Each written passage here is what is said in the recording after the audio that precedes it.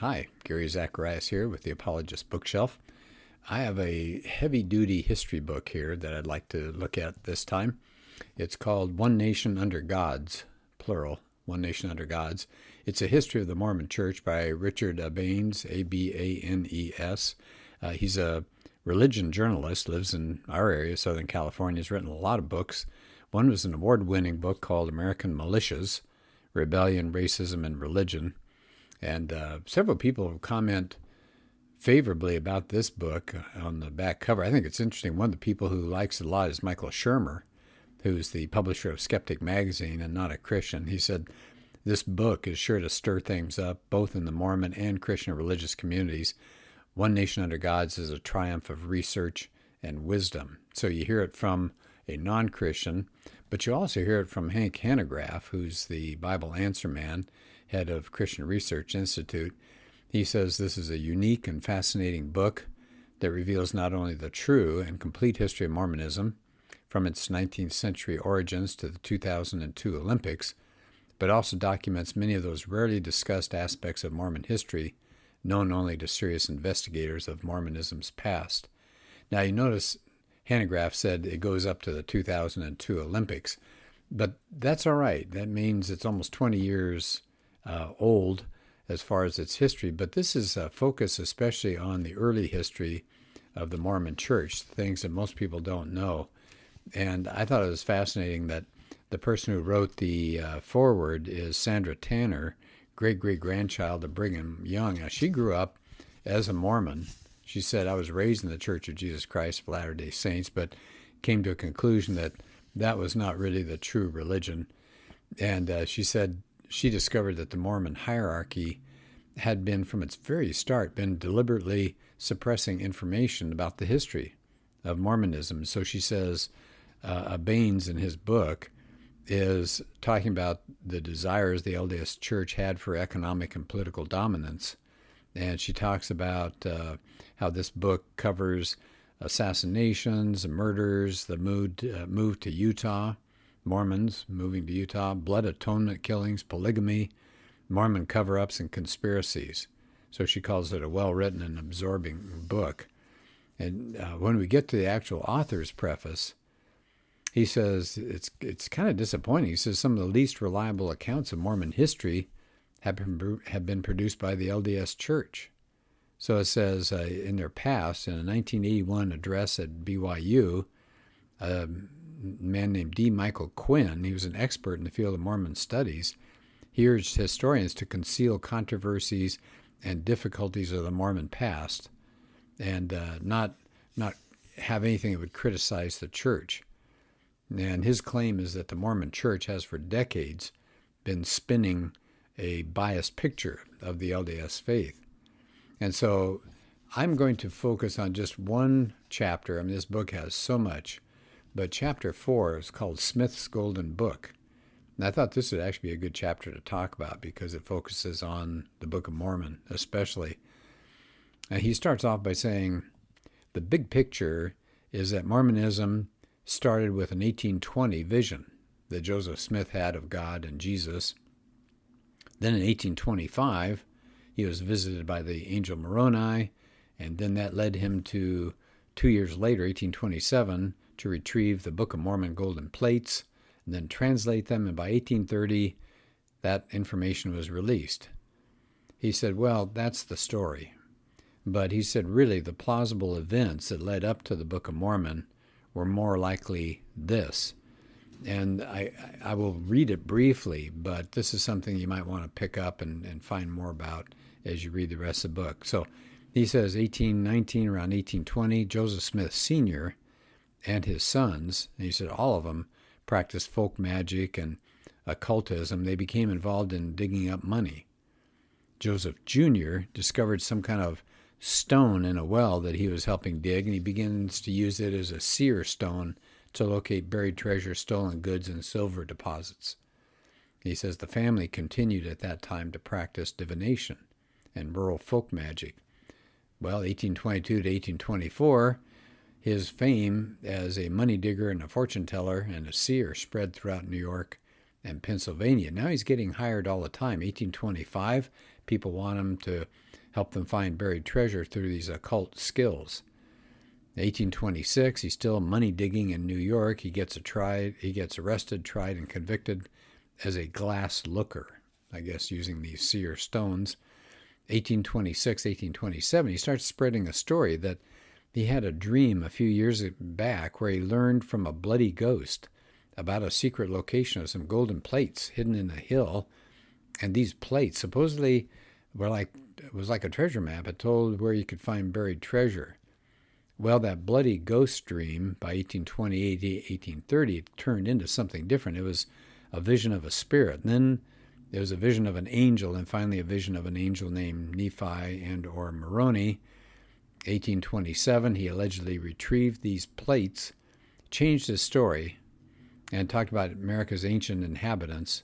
And then he pretty soon attributed religious significance to these stories. Then that motivated him to use that information in the Book of Mormon to attract a religious following. So what's in the Book of Mormon, or what's in these plates? Well, according to Baines, the plates contained a chronicle of God's dealings with early inhabitants of the Americas from around, something like 2,200 years before the birth of Jesus, so we're talking 2,200 BC, to about 400 years after the death of Jesus. And what happened is that you had 3 major migrations coming from the Eastern Hemisphere. So this is his story. The first migration is that of what were called Jaredites. And they came over and they produced a great civilization several thousand years ago, and it lasted about 2,000 years. Finally, there was a big war and somewhere in the Americas, and then they disappeared. The second migration took place about 600 BC, when Zedekiah was king of Judah.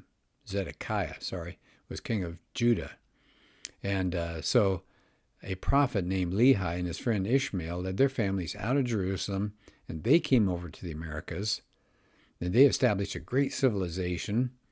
But unfortunately, things didn't go well, and they split into 2 warring factions, the Nephites and the Lamanites. And God didn't like this. The Lamanites were pretty raunchy people, and God prohibited intermarriage between these groups, and he pronounced a terrible curse on these Lamanites. And what was the curse? A skin of blackness, so they would not be enticing to the white Nephites. So for hundreds of years, you got this clashing going on here in this new world, until one day Jesus appeared to all of them, and he offered his gift of salvation. And he talked about his crucifixion and resurrection in Palestine, taught them the same thing that he taught people then. But it says, kind of interesting, that in most cases, Jesus used the language of 1611 King James Version of the English. Well, what's the problem? The Book of Mormon was supposedly written 1,000 years before the King James Bible was published, but it's using King James English. Now, that only makes sense if Joseph Smith took the King James English and pushed it back and pretended for it to be part of this Book of Mormon. All right, anyway, back to the story. War erupts again between Nephites and Lamanites, even though Jesus had come to try to calm this thing down. They had battles all over Americas. Millions were killed on both sides. Finally, there was one last major battle between the Nephites and Lamanites in western New York near what was called Hill Cumorah, Cumorah. And the Lamanites won, and they allowed only a handful of these Nephites to survive, but the fighting still didn't end. And then the Lamanites turned on themselves and got really, really savage. So when Columbus finally came here, these were the American Indians, and they'd become a really filthy, loathsome people, according to the Book of Mormon, and they lost track of their Jewish origins. They didn't know their dark-skinned appearance was a curse, cursed by God. Well, says no professional non-Mormon anthropologist or archaeologist has ever given any merit to the idea that Native Americans are descended from Israelites. In fact, they've done a lot of studies since then, and they've found out that the Native Americans are Asiatic, not from the Middle East. Okay, so let's move along here. I'm going to skip ahead a little bit, if that's okay. I want to get to where they talk about the Book of Mormon, because that's fascinating to me. It says Smith's creativity. Okay, he seems to be, as he wrote this, He seems to have been enhanced with that King James version of the Bible. That was 1611. It says several Bible stories are blatantly reworked to fit Book of Mormon characters. All right, so here's an example. The daughters of Jared, right, that's a character in the Book of Mormon, like Salome, danced before a king, and they followed it up with a decapitation. Does that sound familiar? Yeah, that's what happened to John the Baptist. Then there's Aminadi, like Daniel, deciphered handwriting on a wall. Alma, who's also a Book of Mormon character, was converted after the exact fashion of St. Paul.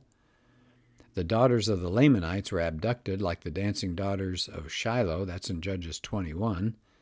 And Ammon is kind of a David. He slew 6 sheep rustlers with his sling. Wow, tried to say that fast. Slew 6 sheep rustlers with his sling. Anyway, that's referencing the 1 Samuel 17 account. Even names and words in the Book of Mormon are taken either from the King James Bible or the Apocrypha. And sometimes there's only a letter or two that shows their difference. And there's a huge index of notes in the back here. I'm just going to let's see, I got to get through here, page 511. I just wanted to give you a couple of examples of what they were talking about here, how some of the names are so close.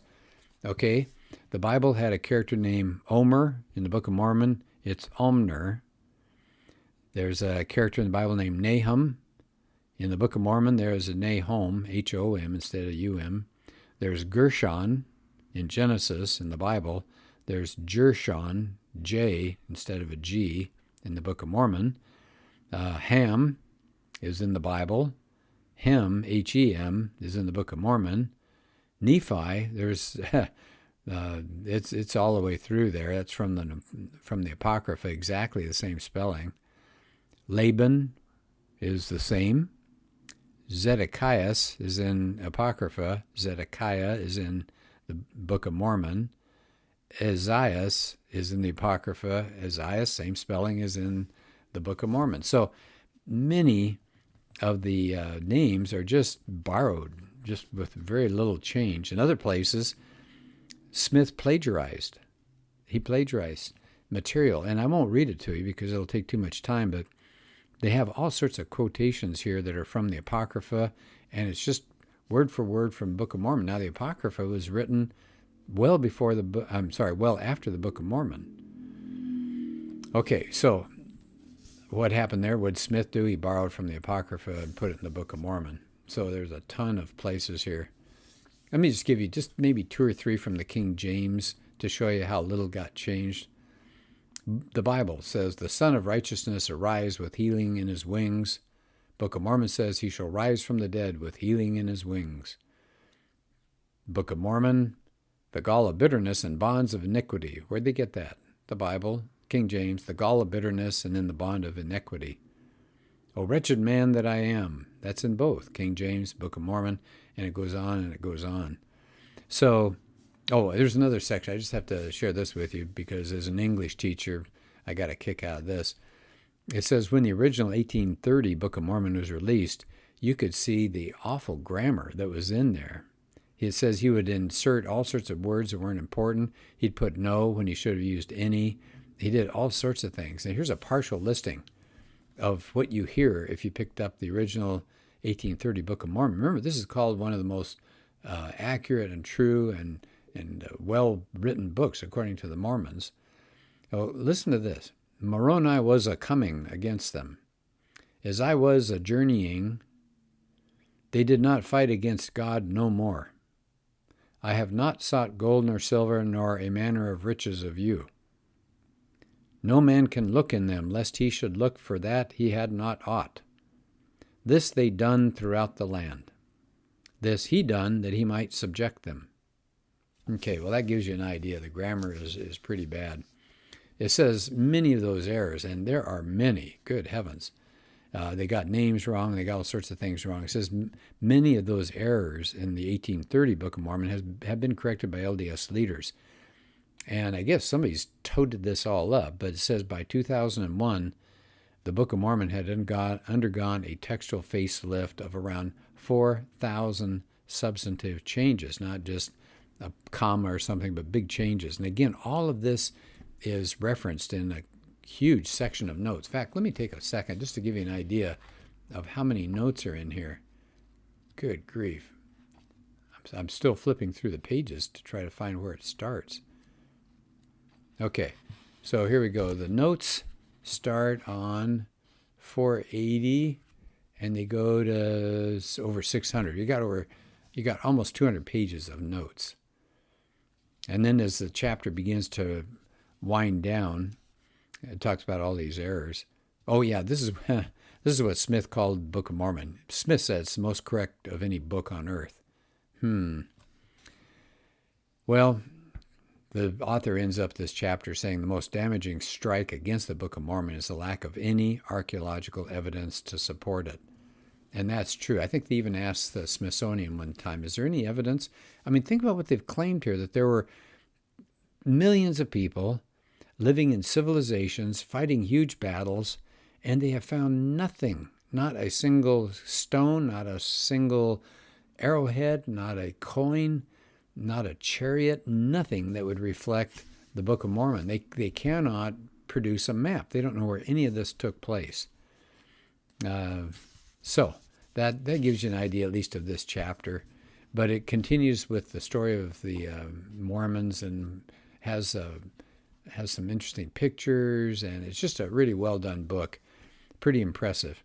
So if you're talking to Mormon friends, at least think about this. They may not want to be challenged with it, but you ought to at least be aware of how much myth-making is going on and how much deception is going on when it comes to some of these different things the Mormons have put out.